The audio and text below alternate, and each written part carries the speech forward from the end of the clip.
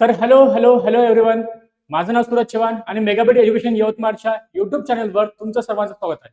तर विद्यार्थी मित्रांनो, ज्यासाठी आपण एवढ्या वर्षभरापासून 6 महिन्यापासून प्रिपरेशन करतो ती MBCTचा पेपरचा स्लॉट 1 9 मार्च स्लॉट 1 चा एक्झाम अनालिसिस मी इथे घेऊन आलेलो आहे.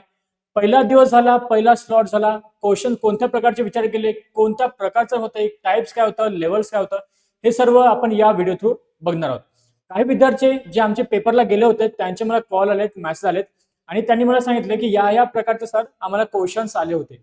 तर ते कोणत्या प्रकारचे क्वेश्चन होते आपण ते बघूया. म्हणजे हे जे नेक्स्ट स्लॉट आहे त्याच्यानंतरचे जे नवीन स्लॉट आहेत किंवा उद्याचा जो पेपर आहे 10 मार्चचा 11 मार्चचा पेपर आहे त्यांना याबद्दल थोडीशी कल्पना येईल की या स्लॉटमध्ये काय आलं आणि नेक्स्ट स्लॉटमध्ये काय येण्याची संभावना आहे. ठीक आहे, तर चला तर मग बघूया. बघा, हा MBCT 9 मार्च स्लॉट 1 चा आहे. सर्वात महत्वाची गोष्ट म्हणजे आणि आनंदाची बाब म्हणजे की याच्यामध्ये सेशनल पॅटर्न आलेला आहे. सेशनल पॅटर्न म्हणजे कुठे ना कुठे आपल्याला ही भीती होती की सर लास्ट इयरला जंबल पेपर आला होता, सर्व मिक्स क्वेश्चन होते, तसाच पेपर आला तर मग कोणतं सॉल्व्ह करायचं, कोणतं स्किप करायचं, कोणतं अगोदर घ्यायचं. तर तो एक क्वेश्चन इथे मिटलेला आहे. कारण सेशनल टायमर असल्यामुळे जो पण तुमचा बेस असेल, ज्याच्यात तुम्हाला लॉजिकल रिझनिंग वाटत असेल, ऍब्स्ट्रॅक्ट रिझनिंग वाटत असेल, ऍप्टिट्यूड वाटत असेल किंवा इंग्लिश वाटत असेल, तर तुम्ही तो सेक्शन अगोदर घेऊन त्याला सॉल्व्ह करू शकता. सर माझा इंग्लिश चांगला आहे तर मी इंग्लिश पहिले सॉल्व्ह करणार. सर माझं रिझनिंग चांगलं आहे, मी रिझनिंग पहिले सॉल्व्ह करणार. सर मला कॉन्ट चांगल्या प्रकारे जमतं, तुम्ही पहिले कॉन्ट सॉल्व्ह करणार. हे तुम्ही ठरवू शकता डिपेंडिंग ऑन युअर स्किल की तुम्हाला कोणता सब्जेक्ट चांगला जमतो. सेशनल टायमर असल्यामुळे तर हे चांगली आनंदाची गोष्ट तुमच्यासाठी आहे. याने कुठे ना कुठे थोडंसं तुम्हाला सोपं जाईल. त्यानंतर पेपर हा खूप इझी टू मॉडरेट सर्वांनी सांगितलं आहे. पेपर सोपा प्रकारचा होता विद्यार्थी मित्रांनो. खूप जास्त डिफिकल्ट क्वेश्चन होता. जे तुम्हाला क्लासमध्ये घेतलं गेलं आहे, जे शिकवलं गेलं आहे तेच पॅटर्न होता. जे तुम्ही प्रिपरेशन केलं आहे तेच आहे. आउट ऑफ द क्वेश्चन किंवा वेगळे काही क्वेश्चन्स याच्यामध्ये तरी बघायला मिळाले नाही. नंतर एक लक्षात घ्यायचं, पहिल्या ऑप्शन मध्ये तिथे एक झूम इन ऑप्शन होतं. हे खूप साऱ्या विद्यार्थ्यांना नाही समजलं वेळेवर, काही लोकांना समजलं. जो आपला ऍब्स्ट्रॅक्ट रिझनिंगचा पार्ट आहे त्याच्यामध्ये फिगर्स जर तुम्हाला बघायचे असेल तर तुम्ही त्याला झूम करू शकता. हा ऑप्शन तुमच्याकडे होता. हे ऍब्स्ट्रॅक्ट रिझनिंग मध्ये तुमच्याकडे इमेजसाठी, फिगरसाठी झूम इनचा एक तुमच्याकडे इथे ऑप्शन होता. तर याला लक्षात घ्यायचं. काही विद्यार्थ्यांनी हे कळालं नसेल. जसं आपण बघतो एखादी मूवी आली होती, जसं KGF फर्स्ट मूवी आला होता, त्याच्यानंतर पोस्ट क्रेडिट सीन होता. हे काही लोकांना बाहेर गेल्यानंतर माहित पडलं की पोस्ट क्रेडिट सीन नावाची काहीतरी गोष्ट असतं किंवा असं. असंच झूम इनचा ऑप्शन आहे. फर्स्ट लॉटच्या विद्यार्थ्यांना माहित पडलं की बाहेर आल्यानंतर ज्या लोकांनी झूम इन ऑप्शन करून बघितलं त्यांनी दुसऱ्यांना सांगितलं की असं सुद्धा होतं. तर हे लक्षात असू द्या. नेक्स्ट जे स्लॉट आहेत त्यांनी हे लक्षात असू द्या की ऍब्स्ट्रॅक्ट रिझनिंगचे जे पण स्लॉट्स आहेत किंवा जे फिगर्स आहेत, इमेजेस आहेत, त्यांना तुम्ही झूम करून बघू शकता. त्याच्यानंतर थोडासा इथे पॅटर्न चेंज आहे. जे आपण नॉर्मल मध्ये जो आपला पॅटर्न असतो, वरच्या साईडला तुम्हाला टायमर वगैरे दिला जातो, क्वेश्चन असतो. लेफ्ट साईडला तुम्हाला सेव्ह अँड नेक्स्ट असतं आणि सॉरी राईट साईडला तुम्हाला सेव्ह अँड नेक्स्ट असतं. लेफ्ट साईडला तुम्हाला दिलं जातं मार्क फॉर रिव्ह्यू. तर हा जो मार्क फॉर रिव्ह्यू याच्यामध्ये तुम्हाला खाली बॉटमला नसून हा टॉपला आहे. मार्क फॉर रिव्ह्यूचा ऑप्शन तुम्हाला टॉपला आहे. मार्क फॉर रिव्ह्यू एक इम्पॉर्टंट ऍस्पेक्ट असतो एक्झाम सॉल्व्ह करताना. तर याचं जे ऑप्शन आहे हे तुम्हाला टॉपवर आहे. तर हे लक्षात असणं गरजेचं आहे. ठीक आहे, हे चेंजेस याच्यामध्ये दिसले होते आपल्याला. पॅटर्न सेशनल टायमर आहे. पेपर तुमचा इफेक्टिव्ह मॉडरेट होता. ऍब्स्ट्रॅक्ट रिझनिंग मध्ये तुम्ही झूम इन ऑप्शन करू शकता. चेंजेस जो आपला जीवाय असतो, जो एक्झामचा जो एक जीवाय बनलेला आहे, त्याच्यामध्ये मार्क फॉर रिव्ह्यूचं ऑप्शन जे आहे हे टॉपवर आहे. त्याच्यानंतर as far as English is concern, इंग्लिशमध्ये 2 RC बघायला मिळाले. 6 मार्क्ससाठी सर आम्हाला मुलांनी सांगितलं की 6 मार्क्ससाठी सर 2 RC आले होते. यामधला एक RC जो होता हा एज्युकेशन बेस्ड सिस्टीमवर होता आणि सेकंड जो होता हा तुमच्या जर्नलिस्टवर होता, जर्नलिझम बेसवर होता. तसे 2 RC तुमच्याकडे आले 6 मार्क्ससाठी. त्यानंतर काही क्वेश्चन्स होते, हे होते स्पॉट दी एरर्स.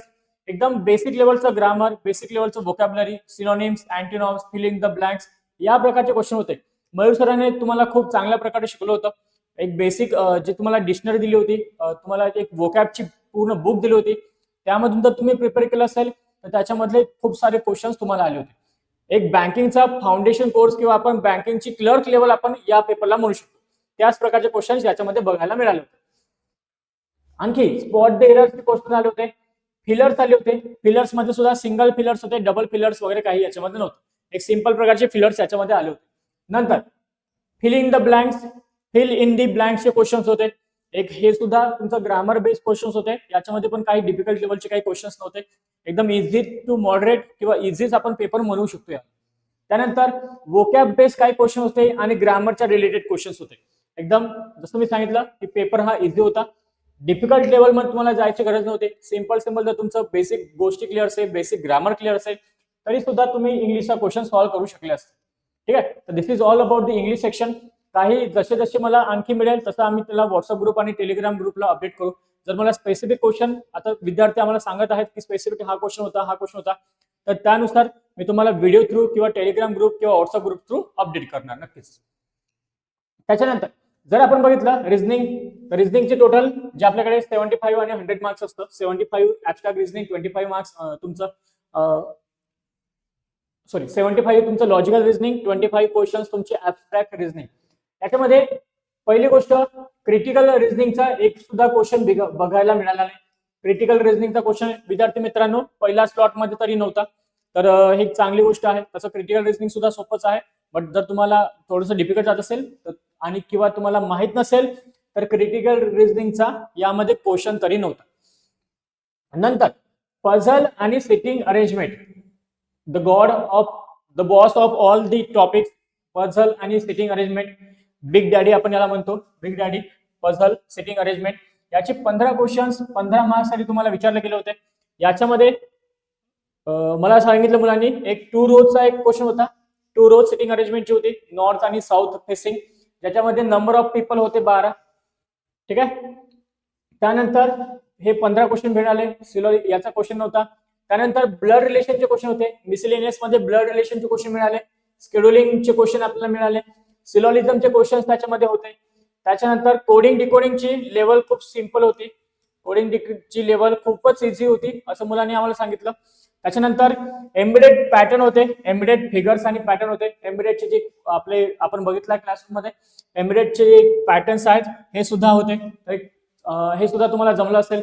त्याच्यानंतर वॉटर आणि मिरर इमेज बेस्ड क्वेश्चन्स होते. वॉटर आणि मिरर बेस्डचे सुद्धा क्वेश्चन्स होते. हे ऍबस्ट्रॅक्ट रिझनिंगचा पार्ट आहे.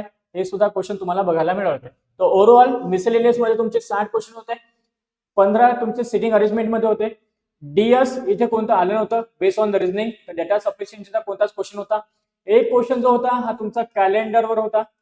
एक क्वेश्चन तुमचा कॅलेंडरवर होता. ठीक आहे. ओके. तर हे होतं रिझनिंग बद्दलची इन्फॉर्मेशन. क्वांट बद्दल आपण बघितलं तर क्वांटची लेवल सुद्धा तुमची इझी टू मॉडरेट हीच सांगितलं गेली आहे. इझी टू मॉडरेट हीच लेवल तुमची आहे. डीआयचे 2 क्वेश्चन आले होते, 2 सेट आले होते डीआयचे, ज्याच्यामध्ये बेसिक लेवल जर तुम्ही कॉमन सेन्स डीआय मध्ये असं पण नाही खूप जास्त डिफिकल्ट लेवलचे क्वेश्चन तुम्हाला विचारले होते. मुलांनी सांगितलं तर तुमचं कॉमन सेन्स चालला असेल, बेसिक आयको चालला असेल, बेसिक लेवलच होती, त्याच्यामध्ये जर तुम्ही simply without calculation without using pen paper असे सुद्धा क्वेश्चन डीआय मध्ये बघायला मिळाले होते. ठीक आहे. एक बारग्राफ होता, एक पायचार्ट होता, असे 2 डीआयचे फॉर्म आपल्याला मिळाले होते. कॅस्लेटचा सुद्धा एक क्वेश्चन होता. काही मिसलेनियस क्वेश्चन्स होते ज्याच्यामध्ये रॉंग नंबर सिरीजचे क्वेश्चन आले होते. जवळपास 6 ते 7 क्वेश्चन्स रॉंग नंबर सिरीज मधून आले होते. वर्ड प्रॉब्लेम क्वेश्चन आले होते. वर्ड प्रॉब्लेमचे जवळपास आपल्याकडे 28 ते 30 क्वेश्चन्स होते तुमचे वर्ड प्रॉब्लेमचे, ज्याच्यामध्ये पाईप अँड सिस्टम, एलसीएफ आणि एसएफचा क्वेश्चन होता. नंबर्सवर क्वेश्चन होते. नंतर याच्यावर क्वेश्चन SI वर क्वेश्चन होता. सीआय कॅल्क्युलेट करायचं होतं त्याच्यावर क्वेश्चन होता. तसे काही वर्ड प्रॉब्लेम सुद्धा आपल्याला बघायला मिळाले होते. ठीक आहे. त्याच्यानंतर जर आपण बघितलं सेक्शन वाईज जर एक अनालिसिस काढलं की सेक्शन वाईज तुमची डिफिकल्टी लेवल काय होती पहिल्या स्लॉटची, तर बघा रिझनिंगची लेवल, लॉजिकल रिझनिंगची लेवल खूपच इझी होती, खूप सिंपल होती असं सांगितलं गेलं आहे. नंतर ऍबस्ट्रॅक्ट रिझनिंग साठी इझी टू मॉडरेट, याच्यामध्ये पण जे एम्बेडेड फिगर्स वगैरे होत्या जर तुम्ही त्याला थोडंसं काळजीपूर्वक सॉल्व्ह केलं असेल, थोडं लक्ष देऊन सॉल्व्ह केलं असेल तर ऍबस्ट्रॅक्ट रिझनिंगची पण लेवल खूप तशी कमीच होती. ऍप्टिट्यूडची लेवल, क्वांटची लेवल ही सुद्धा इझी टू मॉडरेट होतं. काही विद्यार्थी म्हणत आहेत थोडं कॅल्क्युलेटिव्ह होतं, बट क्वांट म्हटलं तर कॅल्क्युलेशनचा पार्ट येतोच. कॅल्क्युलेशन अवॉइड करण्यासाठी तुमच्याकडे काही शॉर्टकट ट्रिक्स असतात. ऑप्शन बेस आपण जाऊ शकतो, एलिमिनेशन बेस्ड मेथड आपण वापरू शकतो. त्यानंतर फॉर्म्युलेज आहेत, फॉर्म्युलास तसं आपण नॉर्मली अवॉइड करतो, पण काही क्वेश्चन जे आहेत ते डायरेक्टली फॉर्म्युलामध्ये आन्सर मिळत होते. ऑप्शन बेसने खूप सारे ऑप्शन मिळाले तुम्हाला, आन्सर मिळाले. तर असेच काही सिंपल क्वेश्चन होते, पण ज्यांना हे माहित नसतं त्यांना हे थोडंसं कॅल्क्युलेटिव्ह वाटतं आणि ते ऑब्विस आहे की मॅथमध्ये कॅल्क्युलेशन येतच. नंतर वर्बल ॲबिलिटी जर आपण बघितलं तर वर्बल ॲबिलिटीची जी लेवल आहे हे मॉडरेट लेवल सांगितली आहे.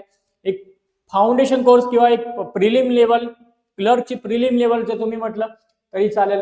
इंग्लिशमध्ये सुद्धा खूप जास्त डिफिकल्टी नव्हतं. जर ओव्हरऑल मध्ये आपण बघितलं तर हा पेपर तुमचा पहिला जो स्लॉट आहे तो इझी लेवल होता. तर हे चांगली गोष्ट आहे. ज्या लोकांचा पहिल्या दिवशी फर्स्ट डे फर्स्ट स्लॉट आपण ज्यांना म्हणतो, तर अशा लोकांना एक चांगला पेपर मिळालेला होता. ठीक आहे. तर हे होतं तुमचं एक अनालिसिस, एक चांगला 140, 140, 150 हा एक चांगला स्कोर मानला जाईल, या किंवा मोर दॅन दॅट त्याच्यापेक्षा पण मुलांनी सॉल्व्ह केले आहे. तर एक चांगला स्कोर होता हा, चांगला स्कोर म्हणजे चांगला पेपर होता हा. आय होप की तुम्ही चांगलं प्रिपरेशन केलं होतं आणि चांगला पेपर दिला असेल. तर जे जे लोक आणखी आपले जे विद्यार्थी आहेत त्यांना जर काही नवीन क्वेश्चन मिळाले असेल तर please comment down your questions in the comment section. तुम्ही आम्हाला व्हॉट्सअप थ्रू, टेलिग्राम थ्रू किंवा कॉल करून सुद्धा सांगू शकता की सर माझा हा स्लॉट होता, मला हे सेंटर होतं. सेंटरवरून आठवलं की तुम्हाला माहित आहे की मागच्या वर्षी जे पेपर होते त्याच्यामध्ये खूप साऱ्या जागेवर असं झालं होतं की कुठे सिस्टीम्स अवेलेबल नव्हता, कुणाचा पेपर लेट सुरू झाला. तर यावेळेस तसं काही झालेलं नाहीये. यावेळेस सर्वांचं आतापर्यंत जे पण अनालिसिस आलं आहे पूर्ण महाराष्ट्रामधलं, एक पुण्यामध्ये थोडासा काहीतरी इश्यू झाला होता, पण बाकी जागेवर जेवढे पण सेंटर्स आहेत, जसं यवतमाळ जिल्ह्यामधलं आपल्याला माहित आहे बारड गाव आहे, राळेगाव तालुक्यामधलं, तिथे मागच्या वर्षी इश्यू झाले होते, पेपर लेट सुरू झाले होते.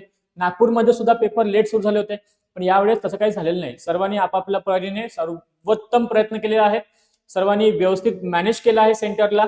तर यावेळेस तो इश्यू नाहीये, तर त्याबद्दल तुम्हाला घाबरण्याचं कारण नाहीये.